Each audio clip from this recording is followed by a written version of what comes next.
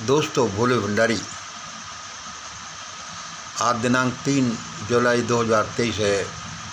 आज की देववाणी, जनवाणी, मंगलवाणी मैं ईश्वर अल्लाह गॉड भाई गुरु बुद्धम अवतार बाबा जी को नमन करता हूँ। मेरा नाम मंगल, अलवर राजस्थान से। हे ईश्वर तू सबका भला कर, हे ईश्वर तू सबका भला कर। आज आपको मैं क्या बताऊं कि मेरे पास बहुत से टॉपिक हैं बोलने के लिए।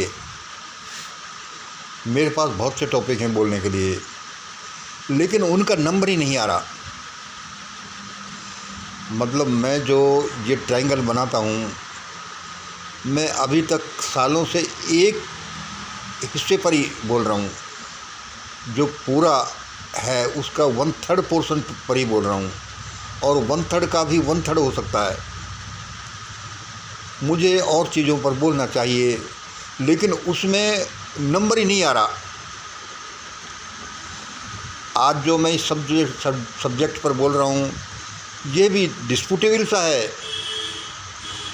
सामाजिक रूप से हमें इतना ज़्यादा इसको नहीं उठाना चाहिए, लेकिन आज भारत में प्रश्न ही ये है, भारत में कुछ अच्छा या बुरा होगा, उसका आधार यही है जो मैं बोलता हूँ। इसलिए मैं सबसे पहले प्रायोरिटी नंबर 1 को बोलता हूँ। आज मैं क्या कह रहा हूँ, आज़ाद समाज पार्टी के संस्थापक श्री चंद्रशेखर पर जो गोलीबारी हुई, उसमें उनके एक समर्थक महक सिंह ने कुछ कह दिया। उसके और राजपूतों के बीच में कोई वाक युद्ध छिड़ा हुआ है। सोशल मीडिया पर आपने देखा। भाई बिल्कुल सही बात है। उसमें आप देखोगे कि ये किसी महक सिंह ने कुछ कह दिया, उनकी जवान फिसल गई या फिर जानबूझकर बोला है। उसके बाद में क्या है कि देश की जो कानून है या जो भी है, नैतिकता है, जो भी है, उन्होंने उसके लिए माफ़ी मांग ली। लेकिन ये राजपूत भाई उससे भी नहीं मान रहे कि ऐसा हुआ, ऐसा हुआ, ऐसा होना चाहिए, ऐसा होना चाहिए।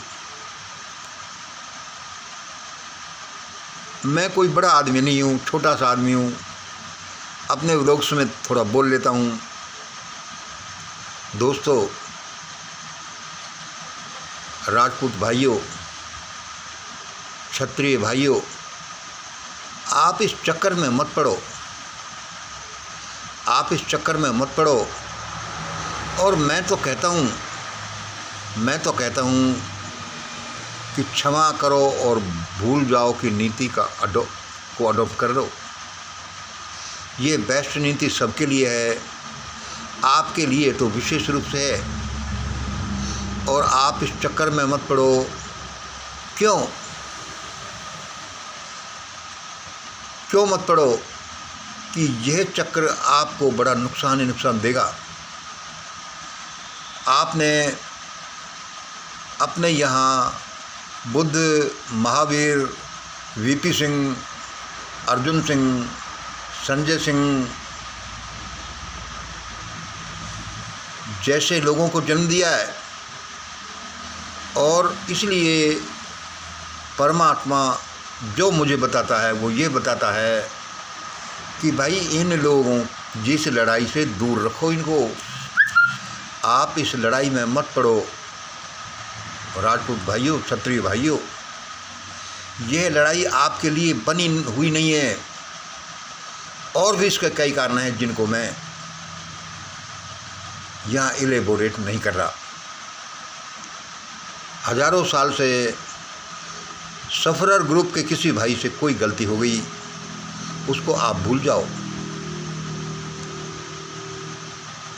क्योंकि यहाँ लड़ाई कुछ दूसरी है।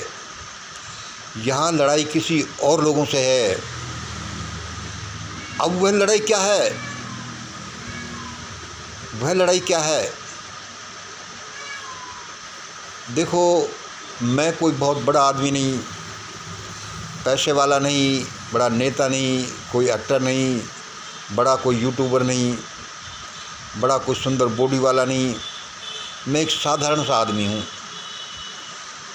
और मैं कई बार बोलता हूँ और मुझे लगता है कि एक कृपा ईश्वर की मुझ पर विशेष रूप से है कि वो मुझसे बात करते हैं, मुझे बहुत सी अपने अंदर की बात बताते हैं। तो वह क्या है, सुनो। पहले यह देख लीजिए कि अपने इस 3 डायमेंशनल वर्ल्ड में जिससे हमारा ये दृश्य ब्रह्मांड बना है, उसमें यह है कि हम 1 डायमेंशन में जीते हैं, 2 डायमेंशन में जीते हैं या 3 डायमेंशन में जीते हैं, और 3 डायमेंशन में भी हम उनको पूरा जानते ही कि नहीं जानते हैं। अब मेन चीज़ क्या है कि हमारी दुनिया में, भौतिक वर्ल्ड में जो भारत में घटनाएं घट रही हैं, वे एक विशेष फाइल की वजह से घट रही हैं। विशेष फाइल की वजह से, एक विशेष केस स्टडी की वजह से घट रही हैं। वह क्या है कि ईश्वर की दुनिया में, डिवाइन वर्ल्ड में एक पुराने अपराध की फाइल खुली है, पुराने अपराध की फाइल खुली है। और वह क्या है कि भारत के समाज के साथ हजारों साल पहले कोई चोरी हुई थी, डकैती हुई थी, कोई धोखाधड़ी हुई थी। ऐसा कुछ हुआ था पूरे भारतीय समाज के साथ। और अब क्या है कि उसका हिसाब किताब होना है, उसका इन्वेस्टिगेशन चल रहा है। अपराधियों को चिन्हित किया जा चुका है, माल को पहचाना जा चुका है कि यह माल कहाँ है। अब तो सिर्फ उस माल की बरामदगी बाकी है। और जैसे हमारी इस दुनिया में होता है, किसी अपराध के लिए पुलिस, थाना, न्यायालय इत्यादि करती हैं, ऐसा ही डिवाइन वर्ल्ड में भी होता है।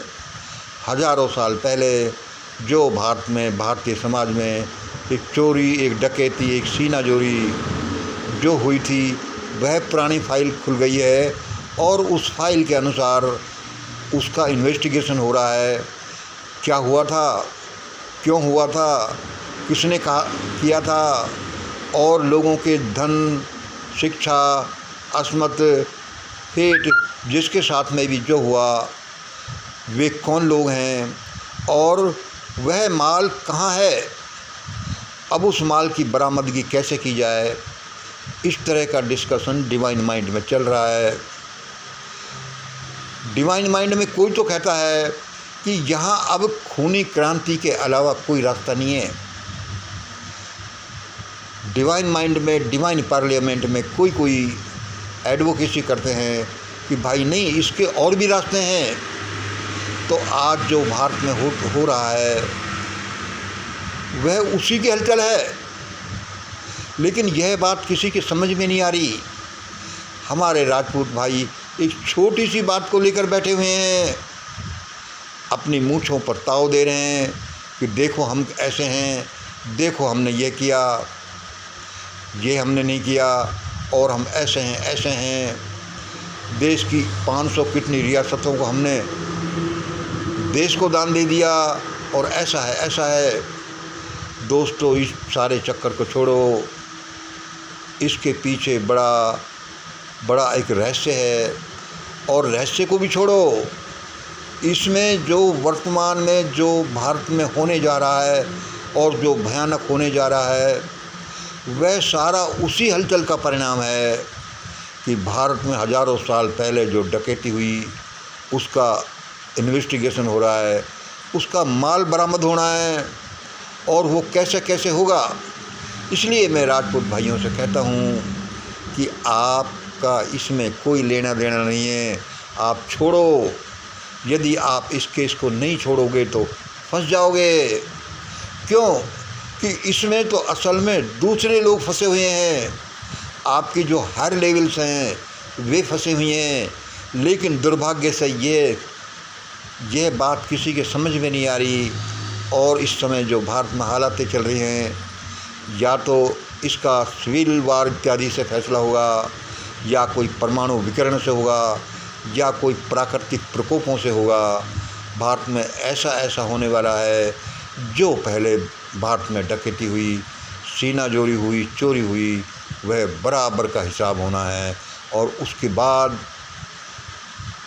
त्राहिमाम मचेगा, और उसके बाद ही नए भारत का निर्माण होगा। हम जो मिशन ग्रेट इंडिया का मूवमेंट चलाते हैं, वह एक बड़ा रहस्यमय, बड़ा वैज्ञानिक मूवमेंट है। और इसमें कुछ विशेष चीज़ों को बताता है वो, कि 3 डायमेंशनल पूरे पिक्चर से हम कैसे फ़ायदा उठा सकते हैं। दुनिया 2 डायमेंशनली लड़ रही है, कि मैं और वह, मियाँ और बीवी, माँ और बच्चे, एक कर्मचारी और उसका ऑफिसर, दिन और रात, पाप और पुण्य, इन 2 डायमेंशंस के बीच में ही लड़ती रहती है। जबकि यह दुनिया, ये हमारा दृश्य संसार 3 डायमेंशंस का है। हम उस तीसरी डायमेंशंस को भूल ही जाते हैं। और आज जो सभी लोग बात करते हैं, और ऐसी ऐसी हालत हो रही हैं कि भारत में गृह युद्ध होगा, भारत पर परमाणु हमला होगा, भारत पर बड़ी प्राकृतिक प्रकोप आएंगे जिसमें करोड़ों लोग मर जाएंगे, NW का होगा। इसका सबका छोटा सा इलाज है, इतना सा इलाज है कि जैसे प्यासा मरते हुए आदमी का सिंपल सा इलाज है कि भाई 1 गिलास पानी भर करके इस घड़े से और इसको पिला दो। लेकिन हम हैं कि इतना सा भी नहीं जान पा रहे हैं। हमको पता हो कि हेट्रोजीनियस होमोजीनियस क्या है, और कैसा ये ईश्वरीय डायमेंशन ने ऑर्डर दिया है कि अब ऐसा हो जाए। हम ये इतना सा, ये law of change, law of wheel को इतना सा भी जानें कि ये दुनिया में परिवर्तन का नियम क्या है, दुनिया में पहिए का नियम क्या है, कानून क्या है, ये कैसे चलता है। 0 से 180 डिग्री पर चलता है, फिर 181 डिग्री आता है, वह -1 डिग्री भी उसको कह सकते हैं। और भारत का पावर बैलेंस क्या है। अब भारत बड़ी भयानक तबाही से बच सकता है, वरना करोड़ों लोग चीत्कार मार मारते नष्ट हो जाएंगे भयानक तरीके से। और जो आजकल ये जो नकामे से शासक हैं, जो उछल कूद मचा रहे हैं, वह एक दिन में गायब होने वाले हैं। या तो छोड़कर भाग जाएंगे, या छिप जाएंगे, या पकड़ लिए जाएंगे, या मर जाएंगे, मार दे जाएंगे। देखो, मैं इन शब्दों को ऐसे ही नहीं बोलता रहता, मैं सबके भले भले के लिए प्रार्थना करता हूँ। और ये मेरे पर नहीं कि भाई मैं ऐसा कह रहा हूँ, ये मैं किसी देव शक्ति से लेता हूँ, वह मुझे बताती है कि ऐसा ऐसा होगा। इसीलिए दोस्तों, समझ जाओ, पूरे भारत के लोगों, किसी भी गफलत में मत रहिए। स्वार्थी लोगों ने देश का ऐसा बुरा हाल कर दिया है कि जिसका कोई बयान नहीं किया जा सकता है। लाखों करोड़ों जिंदगी हू करती दम तोड़ देंगी। देश की नदियाँ मानव रक्त से भर जाएंगी, हड्डियों के पहाड़ लग जाएंगे यदि हम नहीं चेते तो। आज इतना ही। जय हिंद, जय भारत।